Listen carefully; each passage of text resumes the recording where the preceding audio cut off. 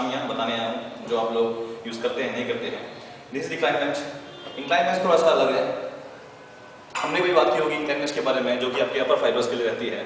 Flat bench आपके दोनों fibres के लिए रहती है, स्टर्नर और clavicle as well as. Incline bench press upper ज़्यादा लोअर कम, उसी हिसाब से इसका उल्टा है। डिक्लाइन बेंच प्रेस लोअर ज़्यादा अपर कम। आमतौर पर लोग आज की दुनिया में डिक्लाइन बेंच प्रेस नहीं करते हैं, क्योंकि जो ये बेनिफिट देती है वो हम लोग फ्लैट बेंच में कवर कर लेते हैं, क्योंकि बड़ा फाइबर है तो वो इजीली टेक ओवर कर लेता है। पर क्योंकि कुछ लोगों का लोअर फाइबर या lower chest you can say और स्टर्नल फाइबर्स कम रहते हैं, चाहे बाय जेनेटिक्स हो या बाय टेक्निक फॉर्म गलत होने की वजह से हो, तो ये एक्सरसाइज उनको ट्राई करनी चाहिए, पर बिल्कुल सेफ रह के, जो कि मैं आपको बताने वाला हूँ। अगेन जैसा कि डिक्लाइन बेंच प्रेस में रहता है, सेफली बैठ जाइए, ड्रॉप योर लेग्स ताकि आप लोग पीछे पलट ना जाए। Go down. बेंच प्रेस का एंगल चेंज होने के बाद ही आपके मसल का जो वेरिएशन है वो चेंज हो जाती है। आपको कुछ अलग से करने की जरूरत नहीं है कि मुझे लोअर बैक पे काम करना है तो ऐसा कुछ घुमाना है या कुछ नहीं। Just lie down, again out, lock your traps, take your stance, again shoulder left सबसे बाहर, ग्रैब योर बारबल। मैं रिकमेंड करता हूं ये ग्रिप बहुत रिस्की है डिक्लाइन में। Use this grip, take your barbell on your chest, free your नेक,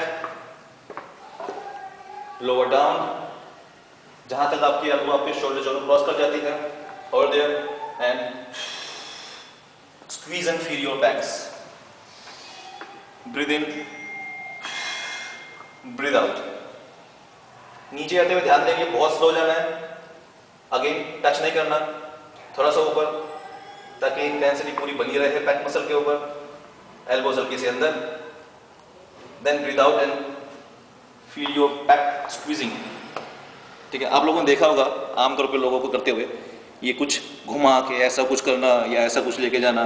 ठीक है, इट्स ऑल बुलशिट, क्योंकि बेंच की वेरिएशन चेंज होने की वजह से ही आपकी जो मसल की वेरिएशन है वो चेंज हो जाती है। अगर वो घुमाने से काम हो जाता तो हम लोगों को फ्लैट बेंच पे कर लेते, इंक्लाइन बेंच पे कर लेते। ये बेंच को चेंज करने का मौका नहीं मिलता। ये बेंच डिक्लाइन बनाया गया है, चेंज इसलिए किया गया है ताकि आपके फाइबर्स में बायोमैकेनिकली काम करेंगे। You just have to do lie down, go down, take your barbell, take your stance, strong, now start,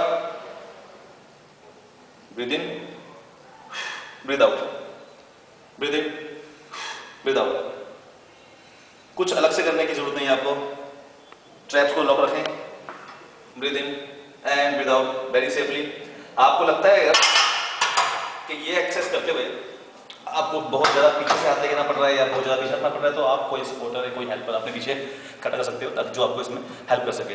बहुत क्रिटिकल एक्सरसाइज है, डेंजरस हो सकती है, सेफली कीजिए, अच्छे से कीजिए। Do well, thank you.